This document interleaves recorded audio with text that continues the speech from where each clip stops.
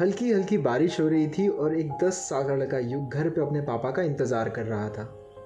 घर का दरवाज़ा खुलता है और बारिश में भीगे हुए युग के पापा एक हाथ में अपना ऑफिस बैग और दूसरे हाथ में एक गिफ्ट लिए घर में घुसते हैं। अपना ऑफिस बैग साइड में रख के गिफ्ट लेके सीधे युग के कमरे की तरफ चल के जाते हैं तो देखते हैं कि उसकी आया उसके कमरे से बाहर निकल रही है। कमरे का दरवाज़ा आधा खुला रख युग की आया युग के पापा से ये कहती है कि अपने बर्थडे के दिन अपने पापा का इंतज़ार करते करते सो गया युग। मैंने उसे समझाया है कि बारिश भी बहुत हो रही थी और शायद पापा तुम्हारे बर्थडे गिफ्ट लेने के लिए घर से दूर भी गए हैं तो आने में लेट हो जाएंगे, पर जिद पे अड़ा था कि पापा से मिलने के बाद ही सोऊंगा। नींद के सामने उसकी जिद ने घुटने टेक दिए और अभी थोड़े टाइम पहले सोया है युग के पापा युग की आया की तरफ देखकर उन्हें थैंक यू कहते हैं और अगले दिन छुट्टी लेने के लिए कहते हैं। फिर वो दबे पाँव युग की तरफ चल के जाते हैं, उसका माथा चूमते हैं और आहिस्ते से उसके कान में हैप्पी बर्थडे विश करते हैं। फिर जो वो एक गिफ्ट उसके लिए लाए थे वो उसके सिरहाने रखते हैं और वहीं एक चेयर पर बैठ जाते हैं। वहीं बैठे बैठे युग को आराम से सोता देख उनकी भी आँख लग जाती है। सुबह होती है और सूरज की रोशनी युग के आंखों पे पड़ती है जिससे उसकी आंखें खुल जाती हैं। युग अपनी आंखें खोलता है तो देखता है कि सामने वाले चेयर पर पापा बैठे बैठे ही सो रहे हैं। वो अपने सिरहाने रखे एक गिफ्ट को भी देखता है जिसे देखकर उसके चेहरे पे हल्की सी मुस्कुराहट आ जाती है। वो अपने पलंग से कूदता है और सीधे जाके अपने पापा को हक करता है।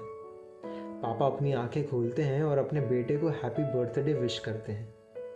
फिर पिछली रात लेट आने के लिए उससे माफ़ी भी मांगते हैं। गिफ्ट के एक्साइटमेंट में युग पापा को आसानी से माफ़ कर देता है और बड़ी बेचैनी से गिफ्ट का रैपर खोलने लगता है। गिफ्ट और कुछ नहीं पर एक मामूली सा चेस बोर्ड है। चेस बोर्ड को देखकर युग बहुत खुश होता है और फिर पापा से खेलने के लिए जिद करने लगता है। अभी तो उठा हूँ ये कहकर पहले पापा टालने लगते हैं पर फिर एक गेम के लिए मान भी जाते हैं। एक के बदले एक के बाद एक कई गेम होते हैं जिसमें पापा लगातार जीतते जाते हैं। लगातार हार कर युग मायूस हो जाता है और उसकी मायूस आंखों से आंसू टपकने लगते हैं। पापा युग से पूछते हैं, बेटा तुम रो क्यों रहे हो? गुस्से में युग चेस के प्यादे ज़मीन पर फेंक देता है और फिर पापा से कहता है कि पापा आज तो मेरा बर्थडे है ना, तो आज का दिन तो मेरे लिए लकी होना चाहिए, तो मैं हार क्यों रहा हूँ? युग के पापा चेस बोर्ड साइड में रखते हैं और उसे अपने गोद में बैठाते हैं और फिर उससे एक सवाल पूछते हैं कि अच्छा तुम मुझे एक बात बताओ कि तुम्हारा फेवरेट क्रिकेटर कौन है? रोती हुई आवाज़ में युग धोनी का नाम लेता है। तब पापा उससे कहते हैं कि बेटा धोनी को छक्का मार के वर्ल्ड कप जिताते हुए तो हमने देखा है, पर क्या हमने कभी उसे ज़ीरो पे आउट होकर या हार कर रोते हुए देखा है? युग सर हिलाकर ना कहता है और कहता है कि पर मेरी तरह सैड फील करता होगा। पापा कहते हैं हाँ ज़रूर सैड फील करता होगा, पर वो ड्रेसिंग रूम में जाके रोता नहीं है। वो और मेहनत करता है, वो और प्रैक्टिस करता है और पूरी कोशिश करता है कि वो अपनी हार को अपनी जीत में कैसे कन्वर्ट करे।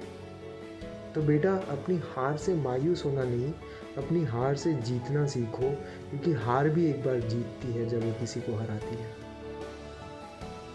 युग आहिस्ते से अपने पापा की गोद से नीचे उतरता है और चेस के प्यादे उठाकर चेस बोर्ड पर फिर से जमाने लगता है। पता है हम कई बार अपनी पूरी कोशिश करने से पहले ही हार मान जाते हैं या अपनी शुरुआती हारों से अपने खुद पर विश्वास करना छोड़ देते हैं। देखिए हार और जीत तो लगी रहेगी, पर इम्पॉर्टेंट ये है कि हम अपनी हार से या अपनी जीत से सीखते क्या हैं, क्योंकि आपके पहले कदम में ही आपकी जीत है, आपकी पहली कोशिश में ही आपकी जीत है और शायद आपकी पहली हार में भी आपकी जीत है। तो हार से मायूस होना नहीं, हार से जीतना सीखिए, क्योंकि हार भी एक बार जीतती है जब वो किसी को हराती है।